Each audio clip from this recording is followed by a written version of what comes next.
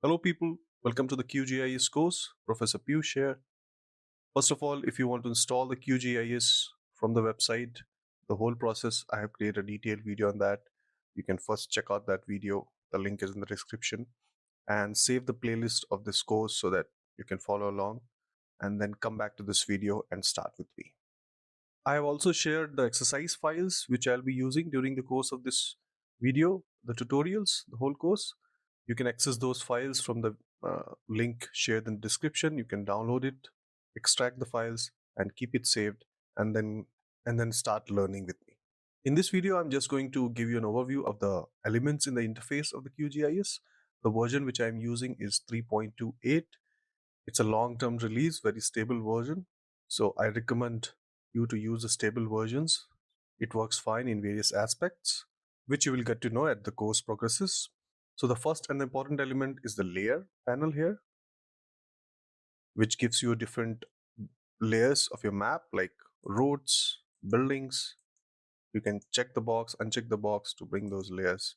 You can select layers and you can click and drag and change the positions of the layer, which layer you want up, which layer you want down. Likewise, if you bring your mouse nearby any layer, it will give you information about the locations and other details about it. And if you right click any layer, you can access some more properties about the layer, like you can zoom to layer, right? Or you can get access to the properties here and add more details to these layers. We will discuss this in future videos, what these things do. So this is the way how you can use your layer panels. Rest of the things I will cover later. Then comes the browser panel. This helps you to give a smooth access to your projects. Like you can access the project home here. It gives you a straight access to your QGIS files. You can straight away select any file from here, or you can go to your C drive straight away and find out the files where you have. You can access different data packages, like currently layer which you're seeing here is a part of geo package data. I will tell you how to connect those things in the later videos. You can also add a favorite of yours. Let's say you are working in a certain project very frequently and you don't want to move back again and again to your folders. You can set those files in favorites here. So to do that, just right click and add to directory, and you can select the files which you want to make it as a favorite, or any folder also will do, like this one. And if you think the file location or the name is too long, you can also right click and rename the favorites just to get a better look here. It has nothing to do with the names on the locations. It won't change anything in your local drive. So these are the basic things which you can do in the browser panel. Another element of the interface is the toolbar, which you can access from the view toolbars.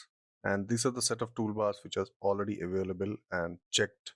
So you can see those toolbars on the top here, right?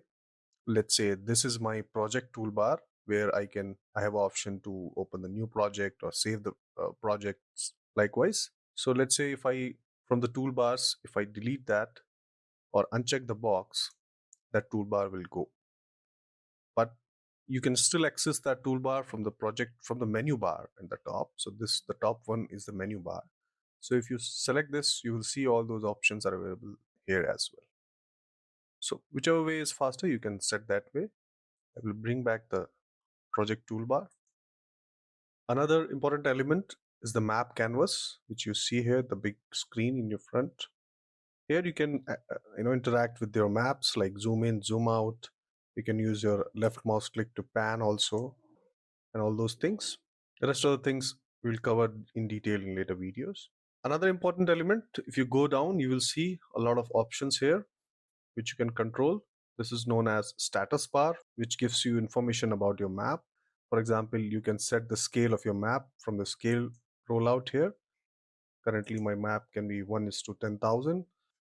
Then you have a magnifier option. So with the same scale, if you want to zoom in, you can use the magnifier to 100%, so that it will give you a real-time scale if you are going to print that file. Or if you want to see in the same scale and reduce the map, you can half it or whatever you want. You can even use rotation to rotate your map to a certain direction. So these are the things which you can do with the status bar and play with it. We will cover them in detail. What are the things which we can do with this? And the last one here is the locator bar.